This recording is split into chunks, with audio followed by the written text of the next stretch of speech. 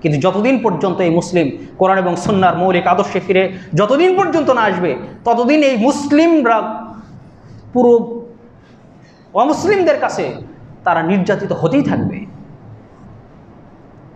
সুতরাং শুধু অমুসলিমদের দোষ দিলে হবে না, আমরা নিজেরা মুসলিম, আমার মধ্যে কতটুকু ইসলামী আদর্শ আছে।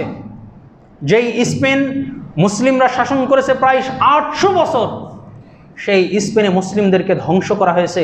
তাদেরকে যখন দুইটা শর্ত দেওয়া হলো, হয় তোমরা সমুদ্র পথে তোমরা চলে যাও, অথবা তোমরা তোমাদের মসজিদের মধ্যে আশ্রয় নাও, তাহলে মুসলিমরা নিরাপদ থাকবে। সেই দিন মুসলিমরা কেউ সমুদ্র পথে গেল, তাদেরকে সেখানে পুড়িয়ে হত্যা করা হয়েছে। আবার যারা মসজিদে যারা নিজেদেরকে বাঁচানোর জন্য আশ্রয় নিয়েছে, মসজিদের ভিতরে প্রায় 70,000 মুসলিম নারীদেরকে হত্যা করা হয়েছে। ওই স্পেনের মাধ্যমেই পুরো বিশ্বে ফুটবল ফেডারেশন তো এগুলো পরিচালনা হচ্ছে। আর আমাদের যুবক ভাইরা তাদের জার্সি পরে, তাদেরকে নিজেদের আদর্শ মনে করে রাত জেগে, সালাত নাই, কিচ্ছু নেই, তাদের খেলা দেখছি আমরা। আলিয়াদু বিল্লাহ।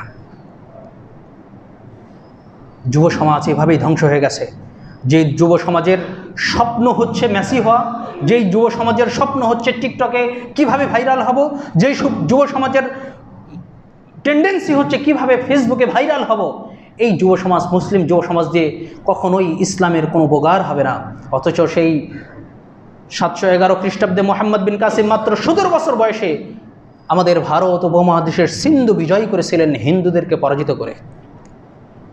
আজ আমরা যুবকেরা, আমাদের স্বপ্ন কখনোই ইসলামী খেলাফত নয়, আমাদের স্বপ্ন কখনোই কোরআন এবং সুন্নাহর মর্মমূলে নিজেদেরকে ঐক্যবদ্ধ করা নয়। আমাদের প্রত্যেকের চিন্তা, সবাই অমুসলিমরা আমাদের চিন্তাগুলোকে আমাদেরকে ধ্বংস করে দিয়েছে। সুতরাং সম্মানিত উপস্থিতি, এই যে মুসলিমরা যখন কোরআন এবং সুন্নাহর আদর্শ থেকে যখন বিচ্যুত হয়ে যাবে, তখন তাদের উপরে আল্লাহ তাআলা অমুসলিম শাসকদেরকে আল্লাহ তাআলা চাপিয়ে দেন। এবং 5 নাম্বার, আব্দুল্লাহ ইবনে উমর রাদিয়াল্লাহু আনহু বলেছেন, লাম তাহকুম আইম্মাতুকুম বিকিতাবিল্লাহি ওয়া সুন্নতি রাসূলিল্লাহি সাল্লাল্লাহু আলাইহি ওয়াসাল্লাম ইল্লা বা'সুহুম বাইনাহুম। যখন কোনো জাতি যখন তোমাদের নেতাগণ কোরআন এবং সুন্নাহর দ্বারা তোমাদের মধ্যে ফয়সালা না করবে, যতক্ষণ না তোমাদের সংবিধান আল কোরআন এবং সুন্নাহ না হবে, ততক্ষণ পর্যন্ত তোমরাই পরস্পরের মধ্যে ঝগড়া করবে, বিবাদে লিপ্ত হবে। এটা স্পষ্ট আমাদের বাংলাদেশের চিত্র। আমাদের যে রাজনৈতিক সংগঠনগুলো আছে, প্রত্যেকে আমরা মুসলিম। আমরা এই 90% মুসলিম দেশে যেই দলই করুক না কেন, শতভাগ আমরা মুসলিম। অথচ যে সরকারি দল করছে, সে আমার কাছে একেবারে অমুসলিমের মতো, তার রক্তকে আমি হালাল মনে করছি।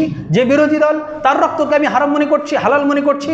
অর্থাৎ মুসলিমরাই মুসলিমদের মধ্যে যে বিবাদ করছি শুধুমাত্র ক্ষমতার কারণে। এই যে এর সবচেয়ে বড় কারণ হচ্ছে আমরা আমাদের আদর্শ এবং ফয়সালাকারী হিসেবে কোরআন এবং সুন্নাহকে ধারণ না করা। সে আমার মুসলিম, সে অন্য দল করতে পারে, তার রক্ত তো আমার হাতে ঝরার কথা ছিল না। সে আমার মুসলিম ভাই, সে আমার মুসলিম ভাই, সে তো আমার সবচেয়ে উত্তম জবানের হকদার ছিল। সে আমার মুসলিম ভাই, সে তো আমার কাছে সবচেয়ে নিরাপদ হওয়ার কথা ছিল। তার রক্ত আমার হাতে ঝরছে, আমার জবানে সে সবচেয়ে বেশি কষ্ট পাচ্ছে, যেই কষ্টটা সে অমুসলিমদের মাধ্যমে পাচ্ছে না। এটা কিসের কারণে?